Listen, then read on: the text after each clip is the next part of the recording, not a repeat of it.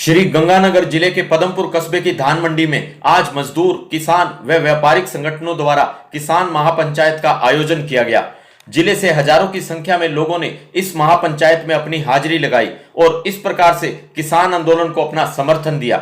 श्री गंगानगर से विधायक राजकुमार गौड़ का काफिला पदमपुर के लिए रवाना हुआ तो जगह जगह उसका पुष्प वर्षा से स्वागत किया गया।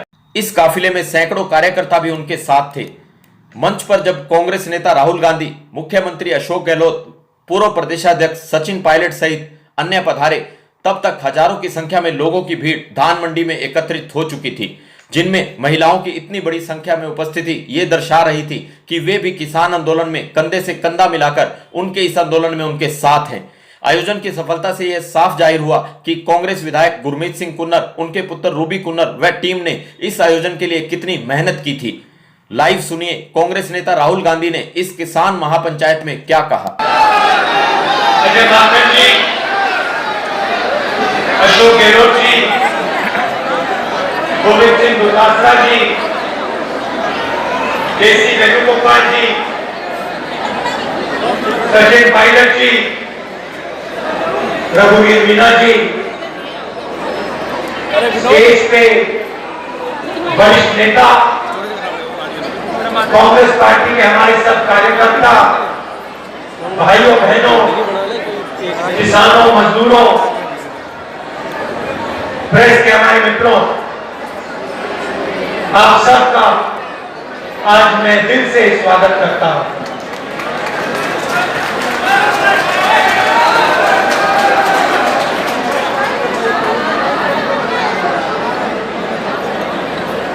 देश मुश्किल दौर से निकल रहा है।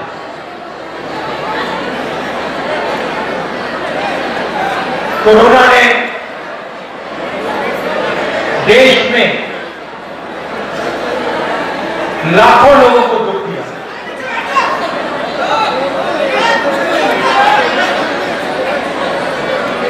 हर परिवार में, हर परिवार को कोरोना ने चोट मारी। मगर जो राजस्थान की सरकार ने कोरोना के समय राजस्थान के लिए काम किया, उसके लिए मैं चीफ मिनिस्टर और राजस्थान की सरकार को बधाई देना चाहता हूं।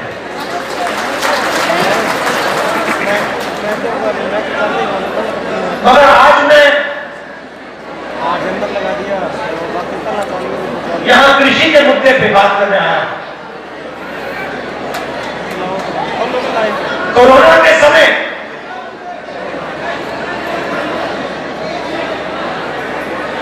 जब देश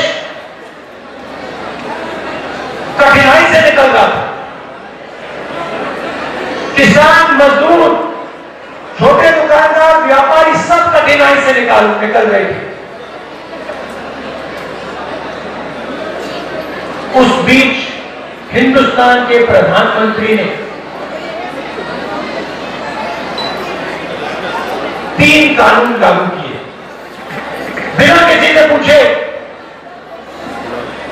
बिना किसी को बताए, जल्दी से जल्दी उन्होंने कानून को पार्लियामेंट में पास कर दिया। मैं आज आपसे इन कानूनों के बारे में बात करने आया हूं। देखिए, हिंदुस्तान का सबसे बड़ा बिजनेस, सबसे बड़ा व्यापार कृषि का बिजनेस है। इसमें करोड़ों लोग काम करते हैं। यह सिर्फ किसानों का नहीं, इसमें किसान है,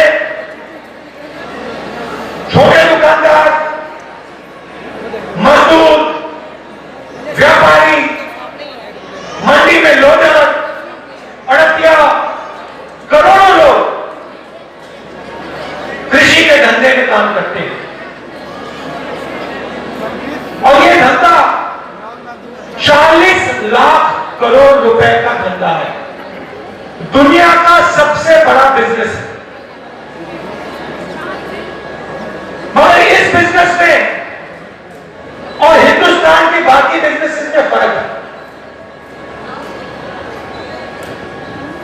बाकी बिजनेसेस में एक या दो उद्योगपति कंट्रोल करते हैं। टेलीफोन का बिजनेस देखिए, मोबाइल का बिजनेस देखिए, उसमें आपको एक या दो लोग दिखेंगे। गाड़ी का बिजनेस देखिए, उसमें आपको एक या दो लोग दिखेंगे।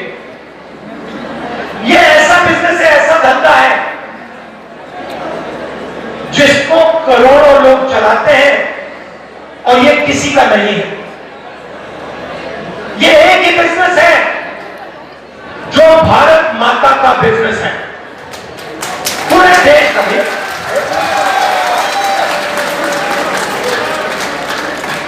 यह भारत माता का बिजनेस है और इसमें हिंदुस्तान के 40% लोग भागीदार हैं। ये हिंदुस्तान के 40% लोगों का बिजनेस है। और ये लोग क्या करते हैं? ये लोग भारत माता को, इस पवित्र देश को भोजन देते हैं। कोई खेत में काम करता है तो कोई मंडी में, कोई अनाज को, फल को, सब्जी को दुकान में बेचता है, छोटी सी दुकान में, तो कोई रेडी पटरी वाला शहरों में बेचते हैं। तो ये जो धंधा है, ये 40% हिंदुस्तान की जनता का धंधा है। और कांग्रेस पार्टी ने कोशिश की है आजादी से आज तक कि ये धंधा 40% लोगों के हाथ में रहे। ये धंधा किसी एक व्यक्ति के हाथ में ना चला जाए, क्योंकि हम समझते हैं जिस दिन ये धंधा एक या दो व्यक्तियों के हाथ में चला गया, उस दिन हिंदुस्तान, भारत माता को जबरदस्त चोट लगने वाली है। इसीलिए हम कृषि के बिजनेस की रक्षा करते हैं। इसीलिए हमने हरी क्रांति में आपको एमएसपी दी। इसलिए हमने हिंदुस्तान के किसानों को बीज दिलवाए। इसीलिए हमने आपको यहां पानी दिलवाया, क्योंकि हम जानते हैं कि ये 40% लोगों का धंधा है। और ये सिर्फ धंधा नहीं है, ये हिंदुस्तान का शॉक अब्जॉर्बर है। कोई भी मुश्किल आती है तो कृषि का बिजनेस, ये 40% लोग शॉक अब्जॉर्बर का काम करते हैं। मैं आपको उदाहरण देता हूं और गर्व से मैं ये कहता हूं, जब कोरोना था सारे बिजनेस बंद हो गए, हिंदुस्तान की रेलवे बंद हो गई, मगर कृषि का धंधा बंद नहीं हुआ। किसान ने काम करना बंद नहीं किया, मजदूर ने काम करना बंद नहीं किया, छोटे दुकानदार ने काम करना बंद नहीं किया। और प्रधानमंत्री ने कहा कि कोरोना के समय किसान ने हिंदुस्तान को बचाया। किसान ने, मजदूर ने, छोटे दुकानदार ने शॉक अब्जॉर्बर का काम किया। और जब आप लोग शॉक अब्जॉर्बर का काम कर रहे थे, जब आप कोरोना से टक्कर ले रहे थे, तो नरेंद्र मोदी जी ने 3 कानून लागू किए। समझना सरल है, मगर पता नहीं क्यों मीडिया में, टीवी में इन कानूनों के बारे में कोई कहता नहीं। पहला कानून कहता है कि हिंदुस्तान में कहीं भी कोई भी बड़ा उद्योग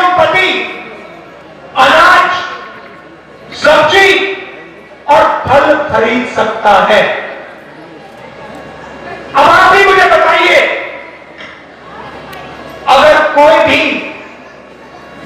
कहीं भी कितनी भी खरीद कर सकता है, तो फिर इस मंडी की क्या जरूरत?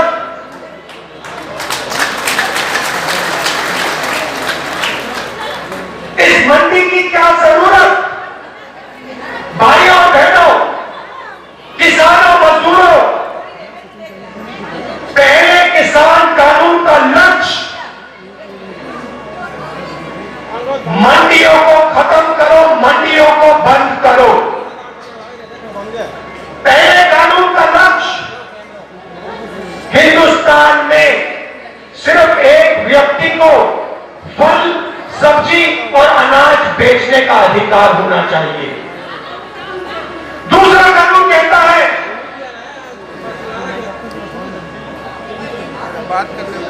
जितना भी अनाज, जितना भी फल, जितनी भी सब्जी हिंदुस्तान के सबसे बड़े उद्योगपतियों को स्टोरेज में डालना हो, वो डाल सकते हैं। जितने भी समय वो अपने गोदाम में अनाज, सब्जी, फल रखना चाहे वो रख सकते हैं। 1 lakh ton, 10 lakh ton, 1 crore ton, जितना भी वो रखना चाहते रख सकते हैं। भाई और बहनों, दूसरे कानून का लक्ष्य एसेंशियल कमोडिटीज एक्ट को खत्म करने का। दूसरे कानून का लक्ष्य जमाखोरी, अनलिमिटेड जमाखोरी शुरू करने का। और इससे फायदा किसको होगा? आज एक उद्योगपति है जिसके गोदाम में हिंदुस्तान का 40% अनाज है। बात समझिए, 40% अनाज एक उद्योगपति के पास, उसके गोदाम में।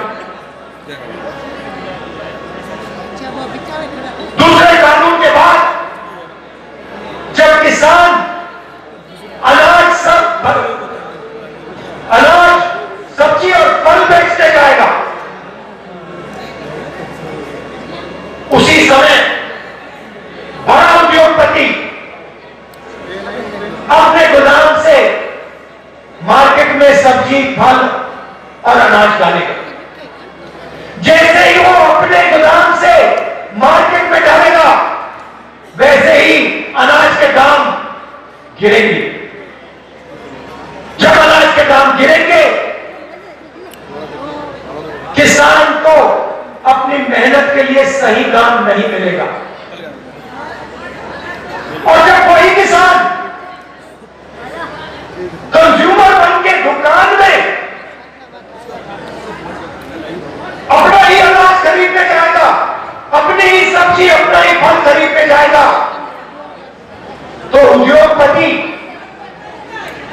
मार्केट से अनाज, फल, सब्जी अपने गोदाम में लेगा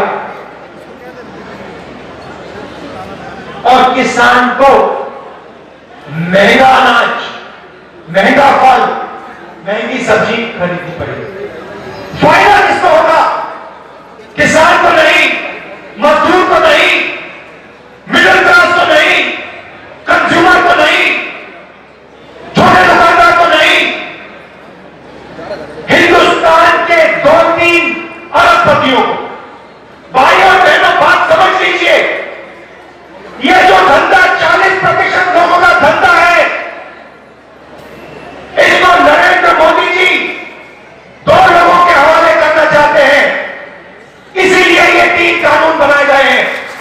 अब सुनिए तीसरे कानून की बात। तीसरा कानून कहता है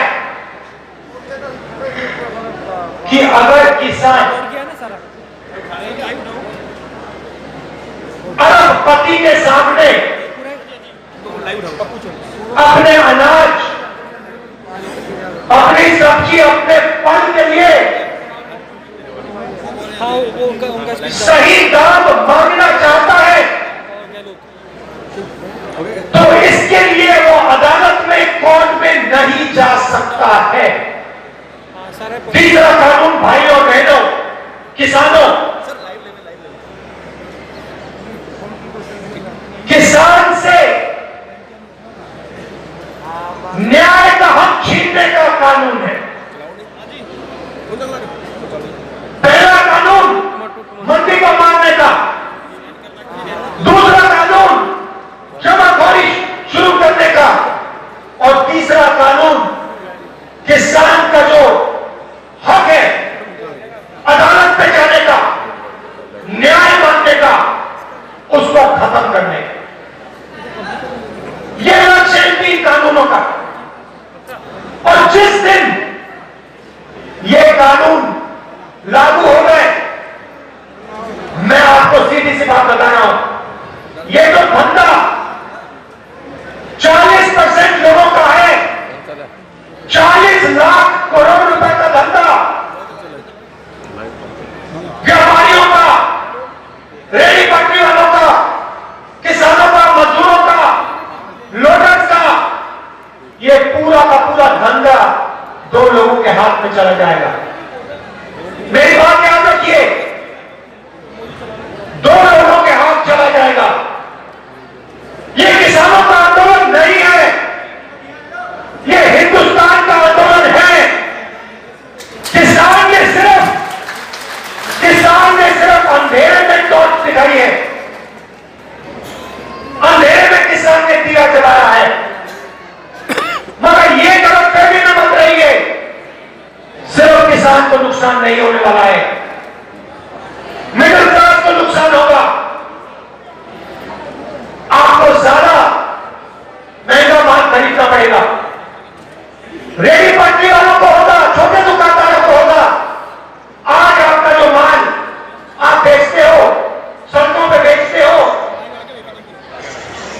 छोटी छोटी दुकानों में बेचते हो, आप नहीं बेच पाओगे। भाइयों और बहनों, आप बेरोजगार हो जाओगे। आपका माल सीधा एक ही दुकान में बिकेगा। देश में एक ही ब्रांड की दुकानें होंगी, उसमें आप सबका अनाज, फल, सब्जी बिकेगी। नरेंद्र मोदी जी ने कहा कि मैं तो ऑप्शन दे रहा हूं। हाँ, आप ऑप्शन दे रहे हैं, मैं समझता हूं बात को। आप किसान को, मजदूर को, छोटे दुकानदार को, व्यापारी को 3 ऑप्शन दे रहे हो। पहला ऑप्शन भूख, दूसरा ऑप्शन बेरोजगारी, और तीसरा ऑप्शन आत्महत्या। और भाइयों और बहनों, शॉक अब्जॉर्बर को तोड़ने का काम यह आज नहीं शुरू हुआ। पहली जो नोटबंदी थी, याद रखिए, शॉक अब्जॉर्बर में कौन काम करते हैं? किसान, मजदूर, छोटे व्यापारी, छोटे दुकानदार। नोटबंदी ने उनके जेब से पैसा निकालकर हिंदुस्तान के सबसे अमीर उद्योगपतियों का कर्जा माफ किया। पहली चोट नोटबंदी, दूसरी चोट जीएसटी, 5 अलग अलग टैक्स, 28% टैक्स। एक बार फिर छोटे व्यापारियों को, स्मॉल मीडियम बिजनेसेस को चोट मारी, उनसे जो पैसा लिया वो हिंदुस्तान के सबसे बड़े 2-3 उद्योगपतियों का कर्जा माफ किया। उसके बाद कोरोना में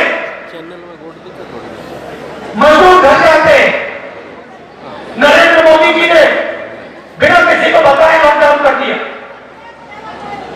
मजदूर घर जाते हैं, हाथ जोड़ के नरेंद्र मोदी जी से कहते हैं हमें बस का टिकट दे दीजिए, ट्रेन का टिकट दे दीजिए, 100-200 रुपए। नरेंद्र मोदी कहते नहीं, मैं नहीं दूंगा, मर जाओ, कट जाओ, पिस जाओ, मगर मैं नहीं देने वाला हूं। मैं तो सिर्फ अपने 2-3 उद्योगपति मित्रों को कर्जा माफ करके 1,50,000 करोड़ रुपए दूंगा। क्या मतलब है? नोटबंदी में मारा, जीएसटी में मारा, कोरोना में मारा, और अब पूरे ढांचे को खत्म करने में लगे।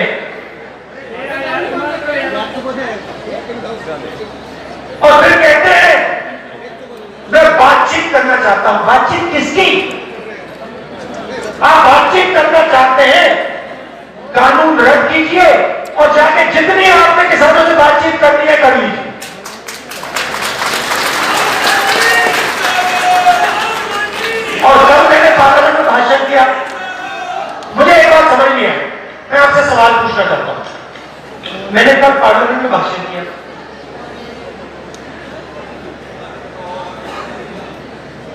बीस 25 मिनट मैंने बोला और मैंने एक चीज देखी कि लोकसभा में आमतौर से क्या होता है, कोई भी शहीद होता है तो उनका आदर किया जाता है, 2 मिनट मौन रखा जाता है। कोई एमपी बनते हैं, कोई नेता बनता है, पूरा पार्लियामेंट 2 मिनट ऐसे शांत हो जाता है। सेना के लोग बनते हैं, शहीद होते हैं। अभी चाइना ने हमारे जवानों को शहीद किया, लोकसभा में हम 2 मिनट मौन रखे थे। तो मैंने देखा कि हिंदुस्तान के पार्लियामेंट में वो 200 किसान जो शहीद हुए उनके लिए 2 मिनट मौन नहीं रखा। मैंने बात की तो कल अपने भाषण में मैंने कहा कि आप नहीं करना चाहते, मैं समझता हूं। भाषण के बाद मैं 2 मिनट मौन रखना चाहता हूं और मैं खड़ा हो गया और मैंने सब मेंबर ऑफ पार्लियामेंट से कहा कि देखिए, पार्टी की बात नहीं है, किसानों की बात है, हम सबको मिलकर 2 मिनट शांत खड़ा हो जाना चाहिए। मैंने ऑपोजिशन से भी कहा और बीजेपी के जो एमपी है उनसे भी कहा, क्योंकि ये हमारे किसान हैं, हमें भोजन देते हैं और मैं दुख से कहता हूं। मैं खड़ा हुआ, ऑपोजिशन के लोग खड़े हुए, मगर बीजेपी का एक सांसद, एक मंत्री आधे मिनट के लिए भी खड़ा नहीं हुआ। शर्म की बात है, शर्म की बात है। क्या मैंने कोई गलती की? मैंने कोई गलती की? तो ये मैं आपसे कहना चाह रहा हूं, देखिए ये आंदोलन फैलेगा, ये आंदोलन किसानों से शहरों में फैलेगा। इसलिए मैं नरेंद्र मोदी जी से कह रहा हूं, उनको किसानों की बात सुन लेनी चाहिए, अंत में करना ही पड़ेगा। देखिए, हिंदुस्तान के किसान मजदूरों के सामने अंग्रेज नहीं टिक पाए, नरेंद्र मोदी कौन है?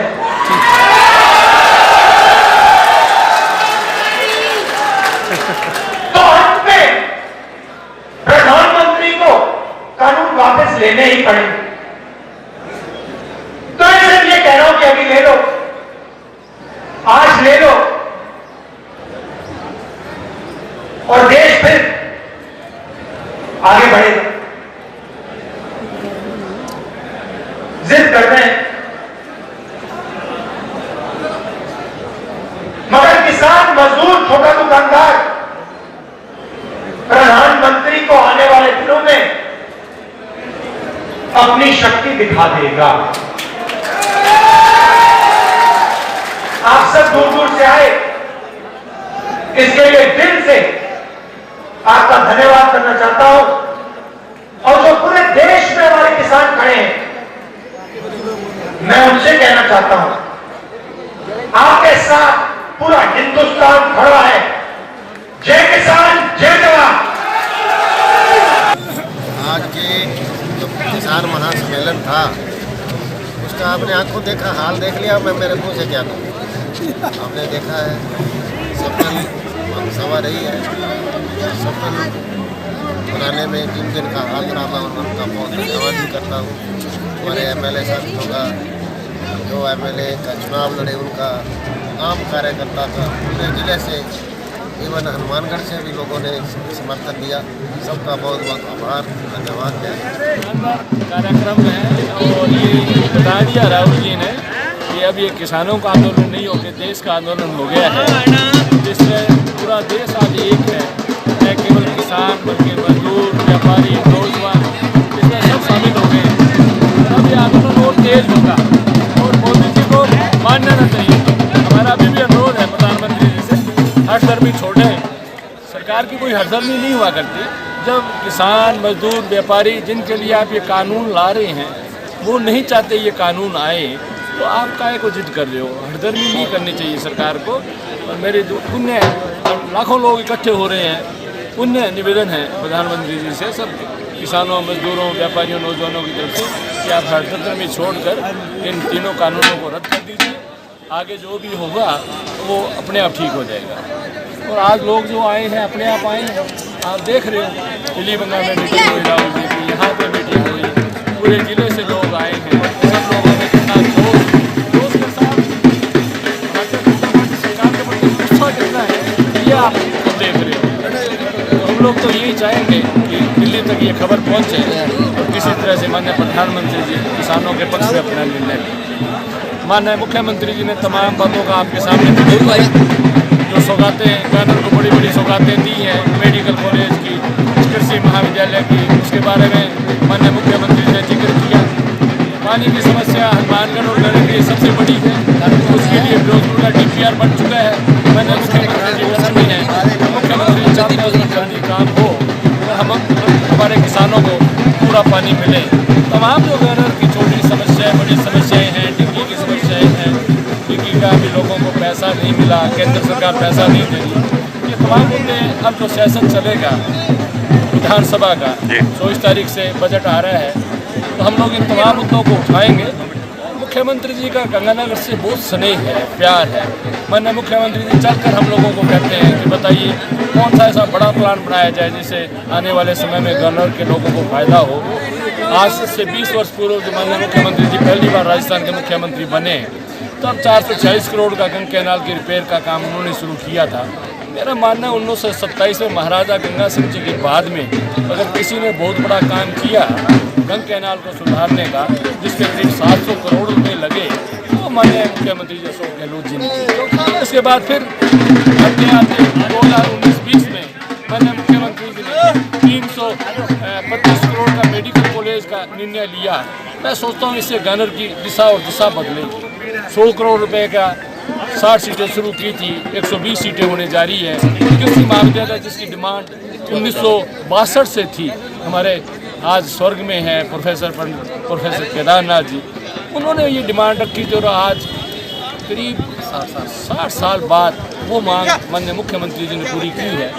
गंगानगर जितना भी धन्यवाद करे माननीय मुख्यमंत्री जी का वो कम है।